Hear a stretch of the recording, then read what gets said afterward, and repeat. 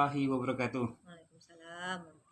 Terima kasih Bu Afni telah mempercayakan Imam seharian mengikuti perjalanan kakak sebagai tenaga ahli Kementerian KLH. Seru sekali kak. Oh ya kak, ini kita bola-bola ringan aja ya. Coba kakak sebutkan profil kakak dari SD sampai sekarang ini kak. Ya, terima kasih untuk Imam. Ini menurut saya anak Siak yang luar biasa ya, masih bisa aktif berkarya. Tapi karena berhubung waktu, Imam, saya mohon maaf memang untuk wawancara itu kadang waktu ya.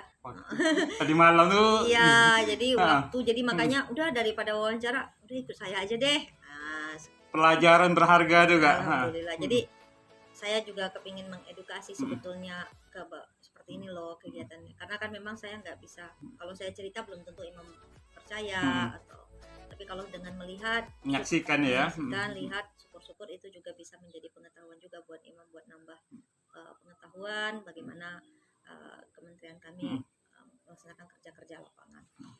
Kalau soal profil, ya saya aslinya Siak, saya lahir di kota Siak, masih kecamatan dulu. Ya, saya dulu TK-nya di samping Istana Siak. SD-nya juga masih di samping SD di Siak ya. SD 002 saya. 002 ya. SD 002, SMP-nya saya baru di Pekanbaru, di Pesantren Darul Hikmah Pekanbaru. Lalu SMA-nya saya di Siak. Nah, SMA 1 Siak. SMA 1 Siak. Saya dulu ketua OSIS perempuan pertama katanya.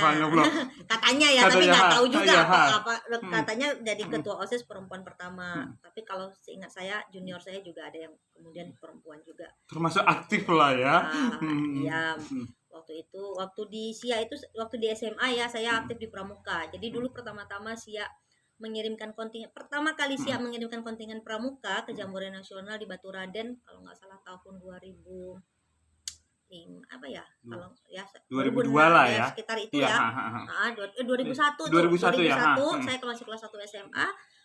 Waktu itu Pak Arwin Bupati Siak itu minta saya untuk berangkat sebagai pembina pendamping. Nah, jadi salah satu kita itu perintis lah, salah satu dari bersama senior tentunya merintis bagaimana pramuka kita waktu itu di Jambore Nasional. Jadi waktu itu bisa dikatakan saya pembina pendamping termuda kali ya, masih kelas 1 SMA. Ya, terus S1 saya di Jawa Timur ya? Jawa Timur, di Malang. Universitas apa, Mbak? Universitas Islam Malang, jurusan Administrasi Publik.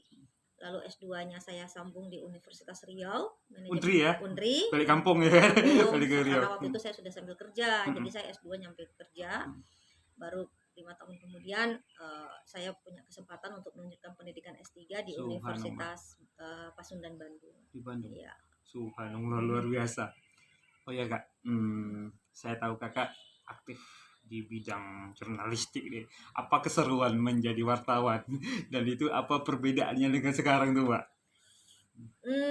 Saya sangat mencintai dunia jurnalistik. Jadi kita itu kalau kerja itu, kalau kita nggak cinta dulu kan repot ya. Passionnya. Jadi passion. Jadi orang ada bilang, Afni kenapa sih nggak pulang ke Siak jadi apa gitu? Jadi misalnya jadi honorer atau pegawai. Biasa kan mau jadi pegawai ya kan ya. Ada pegawai gitu banyak kan. Nanya juga ya. Banyak banget keluarga saya aja. Waktu saya jadi wartawan, cuma jadi wartawan gitu. Ada mohon maaf, ada dibully sedikit lah ya kan. Iya banget kan. Terus jauh-jauh kuliah ke Malang. Waktu itu saya jadi salah satu lulusan terbaik juga gitu kan. Kamlot juga ya. Ya, saya lulus S1 kan 3,5 tahun. 3 tahun setengah tembus. Ya, 7 semester. Tapi kok jadi wartawan gitu. Jadi kayak dianggap sepele lah kerja wartawan. Cuman waktu itu saya benar-benar jatuh cinta sama dunia jurnalistik itu dimulai dari saya di kampus dulu waktu saya S1, waktu ada kejadian tsunami Aceh 2004 ya. 2004 ya. Saya itu sudah mimpin tim relawan ke Aceh. Mbak Ari pergi ke Aceh untuk tim relawan. Iya, saya jadi tim relawan di bawanya itu cowok semua tuh, anak menwa yang saya bawa. Jadi saya waktu itu bawa anak menwa sekitar 15-20 orang dari Malang. Kami naik Hercules, saya mimpin tim relawan di Aceh. Kita ya jadi relawan lah di Aceh. Nah waktu di Mm. Aceh itu hari keberapa ya, hari ketiga atau hari keempat saya diminta oleh tentara udara di Raja Malaysia Mm. seperti TNI AU-nya negara Malaysia yang mereka waktu itu membantu pakai helikopter itu untuk menyalurkan bantuan ke lokasi-lokasi yang tidak terjangkau. Nah waktu itu saya satu rombongan sama wartawan dari luar negeri, dari dalam negeri dan luar negeri. Jurnalis asing lah ya. Jurnalis asing. Nah waktu itu dalam hati saya, betapa mulianya pekerjaan jurnalis. Bayangkan orang kalau bisa menghindari lokasi bencana, mereka malah datang ke lokasi bencana dan memberitakan, menyampaikan ke dunia untuk membantu Aceh saat itu. Nah waktu itu akhirnya saya berpikir, kayaknya saya kepingin deh jadi wartawan supaya saya bisa bermanfaat pada banyak orang. Nah yang paling saya ingat lagi, kita kan kalau kerja harus passion ya. Iya, passion. Nah saya itu dari SD itu sudah sangat suka dengan dunia tulis menulis. Jadi dulu pernah ada porseni ya, namanya porseni. Saya diutus dari Kecamatan Siak waktu itu karena Siak masih Bengkalis. Iya, masih gabung. Kita masih Bengkalis. Jadi waktu itu kita di tingkat kecamatan saya menang juara 1 lomba mengarang.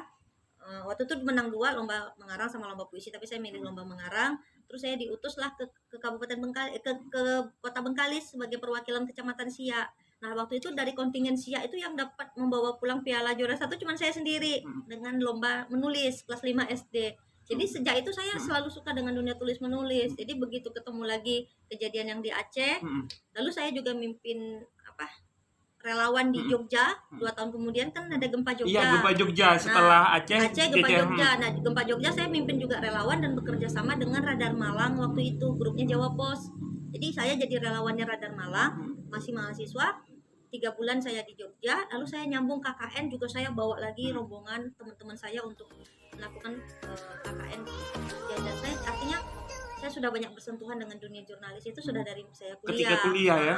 Dan hobi saya dengan menulis sudah SD. Jadi match kan dia. Jadi begitu saya lulus S1 saya udah gabung di Pekanbaru Pos, grupnya Rio Pos di sini.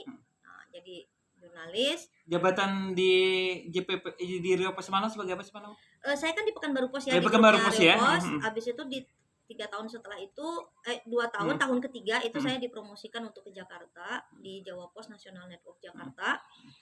Jadi saya ke Jakarta, lalu di Jakarta saya sempat beberapa pindah-pindah posko liputan, diantaranya saya mulai di DPR RI. Setelah di DPR RI saya ke Kementerian Keuangan, masanya Bu Sri Mulyani, tapi eranya Presiden SBY waktu itu. Lalu di Kementerian Ekonomi masanya Pak Hatta Rajasa.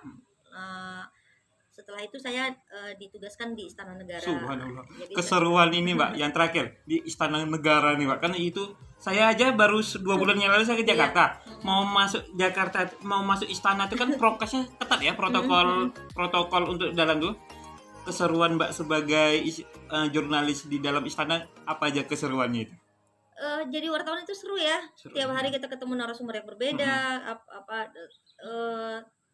keseruannya ya kita tiap hari ketemu menteri dan ketemu presiden dan biasa saja gitu. Pada akhirnya semua pengalaman itu akan membawa, bagi saya pribadi akan membawa satu kesadaran pada diri saya pribadi bahwa kita tuh sama aja kok, biasa aja. Jadi pejabat negara nggak pejabat negara biasa aja gitu loh. Sama-sama makan nasi biasa aja.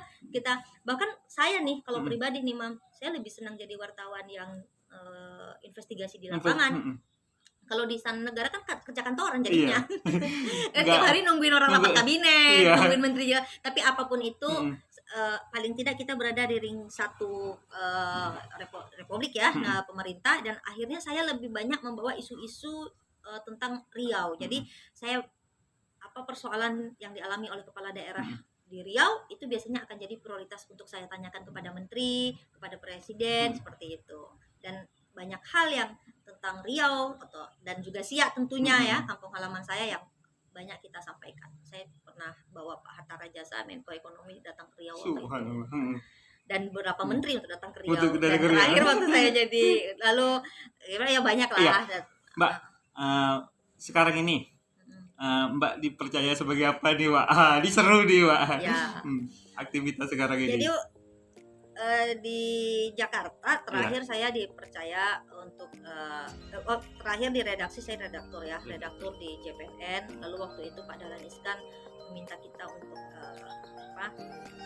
waktu itu bikin JPN TV lah, kayak jadi kantor berita untuk semua grup-grup TV di lingkup Jawa Pos. Saya sempat jadi pemret di situ, penanggung jawab lah ya, penanggung jawab istilahnya.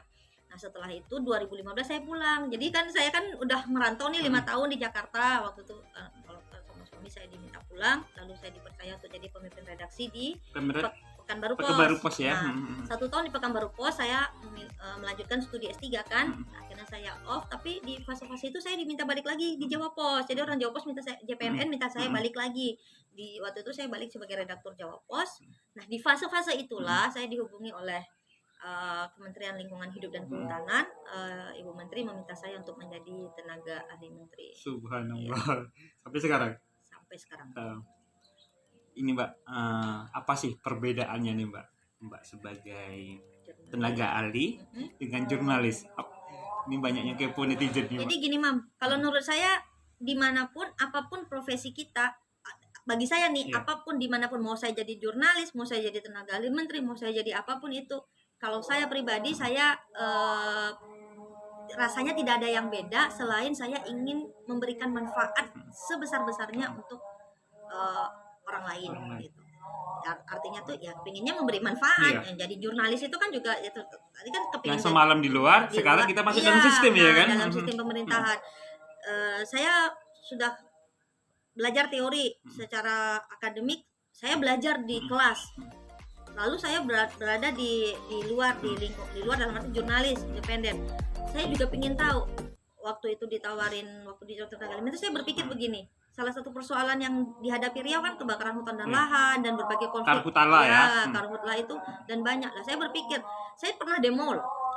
Saya pernah demo, satu-satunya demonstrasi yang pernah saya lakukan, meskipun saya aktivis, tapi waktu saya tidak lagi menjadi, saya waktu sudah di Pekanbaru Pos, waktu pas posisi off saya demo soal karhutla.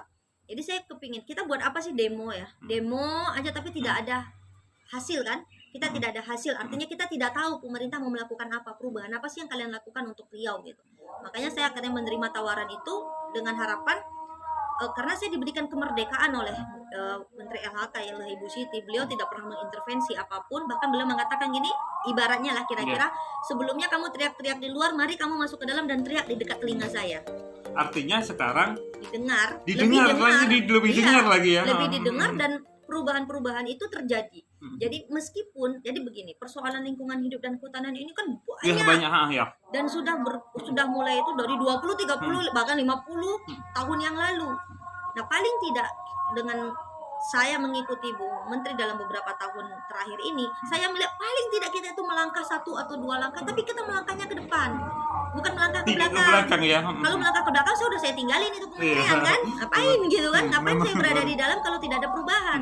Tapi begitu saya lihat, oh kita melangkah, meskipun tertatih-tatih, meskipun susah, banyak sekali isu-isu yang susah sekali untuk kita selesaikan, tetapi kita tetap melangkah ke depan. Artinya ada perubahan-perubahan itu. Mungkin dengan 10 atau 20 tahun pun saya jadi tenaga ahli menteri tidak akan terurai persoalan di Riau.